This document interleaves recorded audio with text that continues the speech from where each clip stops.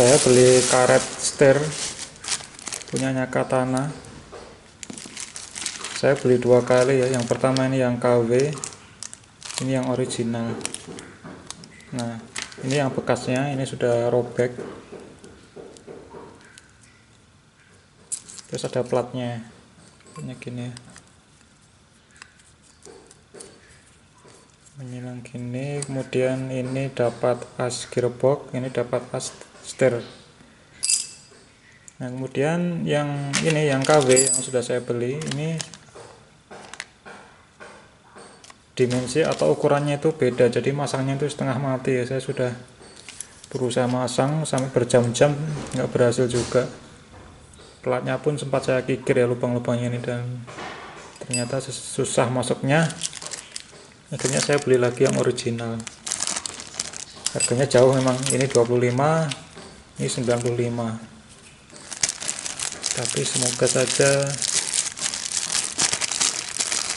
kita terpasang dengan enak.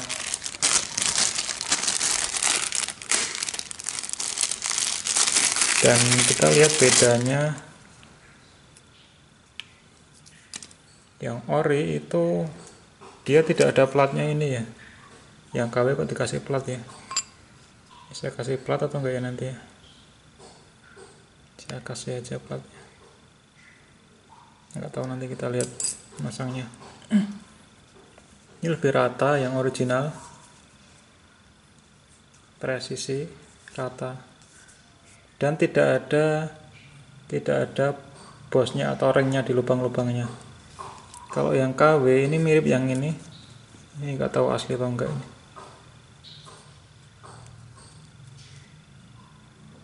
Yang KW itu ada ininya kayak inilah, ada ringnya, ada ring untuk atau bosnya, dan kemudian dia tidak rata bentuknya, ini jadi melengkung gitu. Ini rata, ini tidak ada ringnya. Kelihatannya pakai ring enggak ya teman-teman? Barangkali ada yang tahu. Pakai plat ini enggak ya?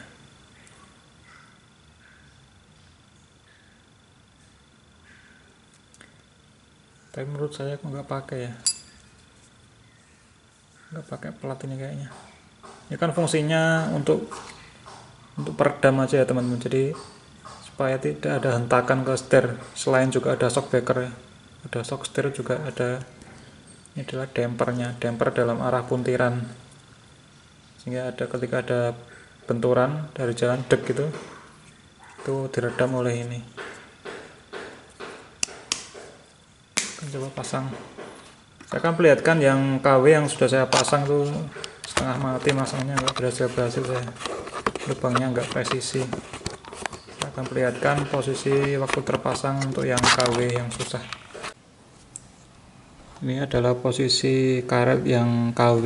Ini kita bisa lihat bautnya itu sampai miring-miring ya, supaya masuk. Setelah miring pun kita susah untuk kita kencangkan ya, karena posisinya itu miring, posisi karetnya dan lubang bautnya. Ini gearboxnya udah saya pasang. Ini spelnya segini ya. Tapi ini khusus untuk cara memasang karetnya, bukan gearboxnya. Ini adalah yang KW ya, posisinya. Lubangnya itu tidak pas lah menurut saya. Susah masangnya nih. Saya akan lepas lagi karet yang KW nya ini ya. Ini posisi roda depan, kanan dan kiri posisi didongkrak, sehingga kita bisa putar dengan ringan. Kita bisa putar roda kemudi di bagian kabin mobil. Setir roda kemudinya kita bisa putar dengan ringan karena rodanya kita dongkrak baik kanan maupun kiri. Ini saya lepas lagi untuk karet yang KW nya yang susah untuk terpasang.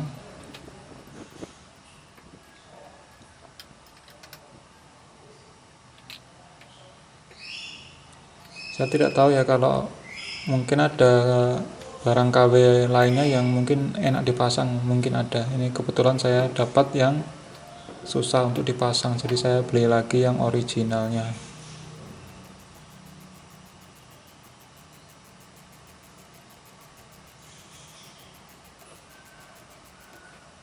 Ini harus pakai 2 kunci ya, 2 kunci 12 kanan kiri, satu untuk nahan, satu untuk muter.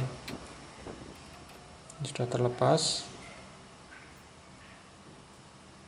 Untuk bagian yang di gearboxnya udah terlepas, sehingga ini tinggal bagian as setirnya.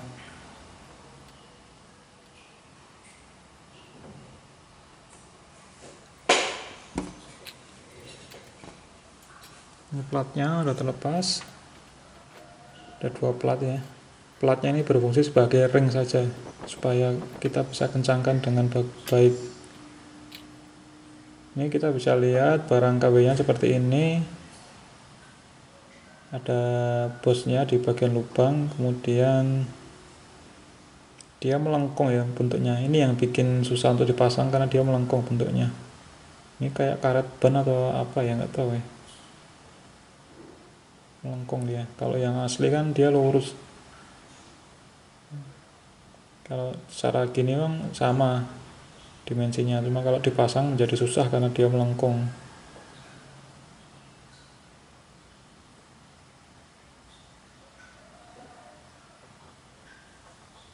Oke, saya akan pasang ini.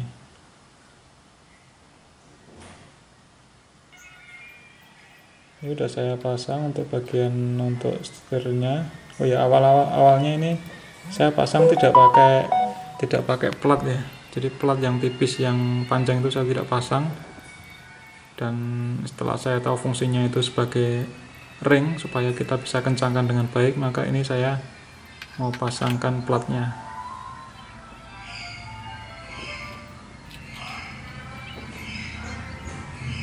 Saya pasang platnya.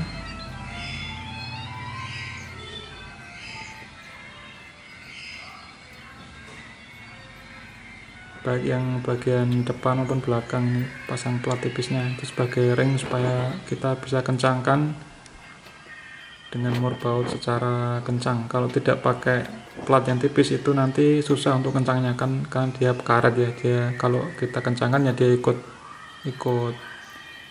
menipis, jadi tidak kencang-kencang. Kalau ada platnya ini lebih kencang, ada plat tipisnya ini.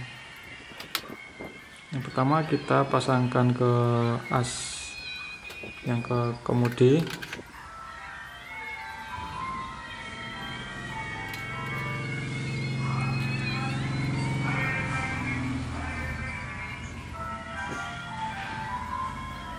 Sorry ini agak nggak jelas gambarnya karena susah emang untuk mengambil gambarnya ini. Kita paskan platnya supaya pas di lubang.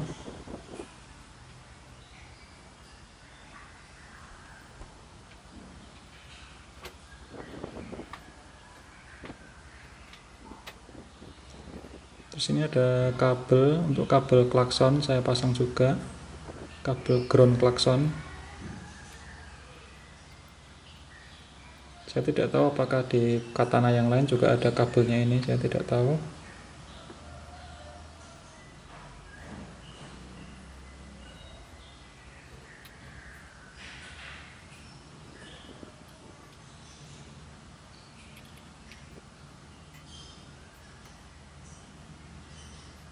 Kita pasang murnya dulu untuk yang ke bagian as setir atau ke bagian kemudi.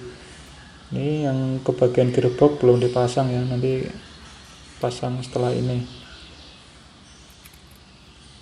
Jadi karetnya terpasang di bagian as setirnya dulu, as kemudi, baru kita pasangkan ke bagian as gearbox.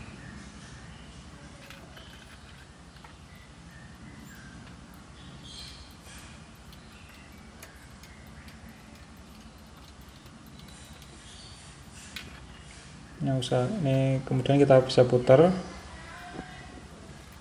untuk memasang di lubang yang lain. Jadi awal tadi yang penting untuk yang ke gearbox bautnya masuk dulu, nanti supaya bisa kita putar, baru nanti kita pasangkan murnya seperti ini. Ini kalau tidak didongkrak kan kita susah untuk membelokkan atau memutar asnya ini. Tapi kalau posisi roda didongkrak, kita bisa putar dengan ringan meskipun murnya belum kepasang, cuma bautnya aja yang baru masuk. Itu sudah bisa diputar kemudinya.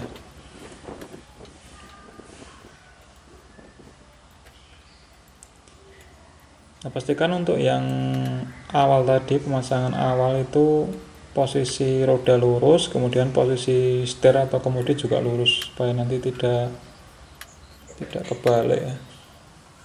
Tidak kebalik 180 derajat kemudiannya.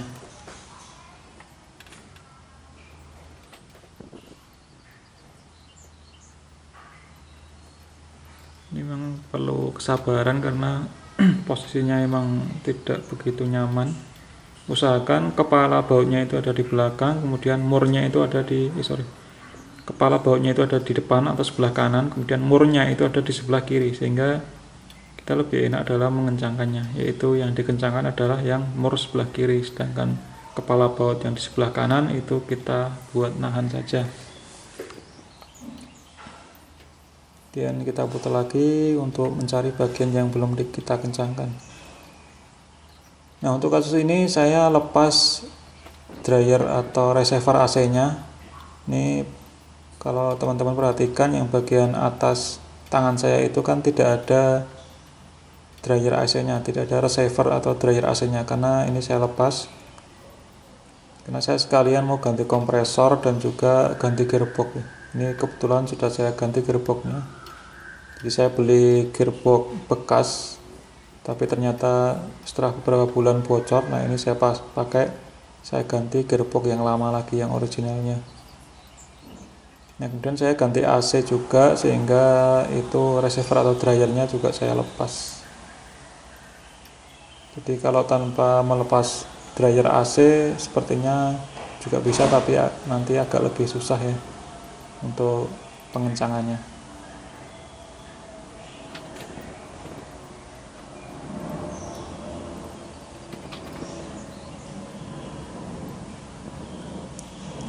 Oke, udah semua kayaknya.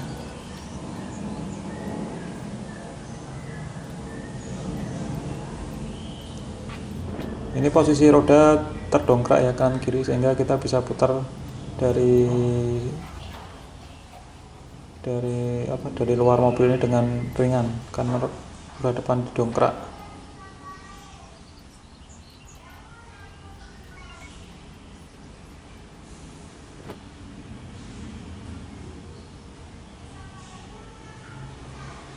Nah, pastikan ini tidak ada celah ya di bagian belakang itu, sambungan ke dalam.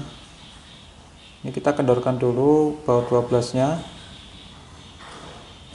baut 12 yang pengunci ke gearbox. Kita pakai extension kunci shock. Kita kendorkan baut 12 yang menuju gearbox.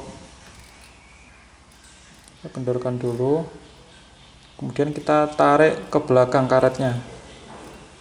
Kita tarik karetnya ke belakang sambil kita kencangkan.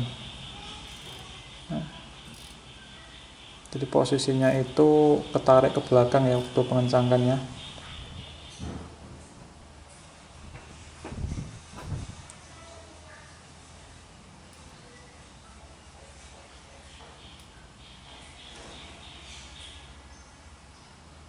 Sudah secukupnya aja pengencangannya. Nah, ini sudah jadi. Terus sudah kita bisa lihat hasilnya.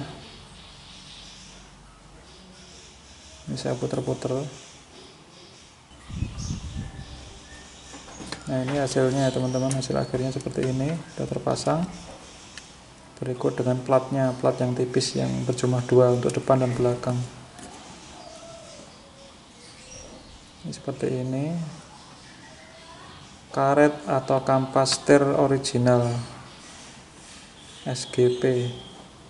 Ini posisi roda lurus seperti ini. Posisi baut yang ke gearboxnya yang ada tanda merahnya itu. Ini posisi roda lurus. Sudah saya pasang dryer AC nya atau receiver dryer AC di atasnya, ini putih itu aluminium itu udah saya pasang. Seperti ini hasilnya.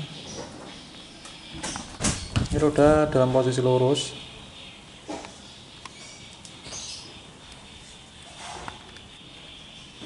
Nah, tujuan tadi kita tarik karetnya ke belakang itu supaya as yang menyambung ke roda kemudi itu tidak ada celah, tidak longgar maksudnya. Nah, di sini tidak boleh ada celah, harus rapat seperti ini. Nanti kalau kita nggak tarik ke belakang waktu mengencangkan baut 12 tadi, itu akan ada celah dan itu akan membuat bunyi-bunyi di setir. Nah, makanya ini tadi waktu mengencangkan yang baut merah ini kita tarik ke belakang. Ini karetnya kita tarik ke belakang, baru kita kencangkan baut yang 12 ini supaya tidak ada celah di sini. Ini rapat. Lalu tipsnya untuk masang karet setir ini perhatikan selalu setir yang ada di kabin mobil ini. Jadi waktu masang itu, waktu nyambung karet ke as yang menuju ke setir ini, usahakan atau pastikan bahwa setir itu posisi lurus seperti ini. Setir posisi lurus seperti ini baru kita pasang ke karet dan juga ke bagian yang gearboxnya, jadi posisi lurus ini. Nah, karena kita nyetingnya atau masangnya posisi lurus, berarti usahakan roda itu juga lurus, atau pastikan roda itu lurus. Roda lurus, kemudian setirnya lurus, dan posisi didongkrak baik roda kanan maupun kiri, nanti supaya kita gampang muternya. Nah, setelah yakin bahwa roda depan lurus, kemudian setirnya ini lurus, baru kita pasang baut-bautnya. Yang penting masuk dulu aja bautnya, keempat bautnya. Pertama 2 baut yang menuju ke sini, ke setir, kemudian dilanjutkan baut yang menuju gearbox. Nah, itu pertama masuk dulu ke empat-empatnya, baru nanti kita kencangkan berurutan dari satu ke lainnya, ke satu, ke 2, 3, 4, sambil kita bisa putar. Ketika bautnya udah masuk, kita bisa putar setirnya ini, kan posisi rodanya adalah didongkrak jadi ringan. Nah, jadi yang perlu diingat adalah posisi pemasangan untuk pertama kali sebelum kita kencangkan mur bautnya adalah posisi setirnya lurus, posisi roda lurus, lalu kita pasangkan kampas atau karet setirnya. Nah, setelah itu baru kita bisa, kalau udah lurus baru kita pasangkan bautnya, keempat bautnya, yang penting masuk dulu aja, kemudian kita kencangkan satu demi satu dengan cara memutar setirnya ini. Kan kalau bautnya sudah masuk, kita bisa putar ini, karena kan ringan karena roda dongkrak roda depan dua-duanya. Oke, demikian, semoga bermanfaat. Sampai ketemu di video selanjutnya. Oke, satu lagi, ini harus bisa ngunci stang ya. Jadi kalau kunci kita lock, posisi lock, kemudian kita tabut, dan kita harus cari kita putar-putar, kita harus ngelock. Nah, ini udah ngelock kunci stang. Kalau kunci stangnya itu sampai setengah putaran, berarti kita perlu putar setengah putaran yang menuju di sini.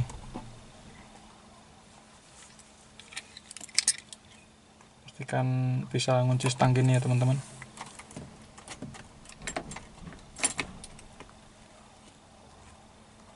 Oke, demikian, terima kasih.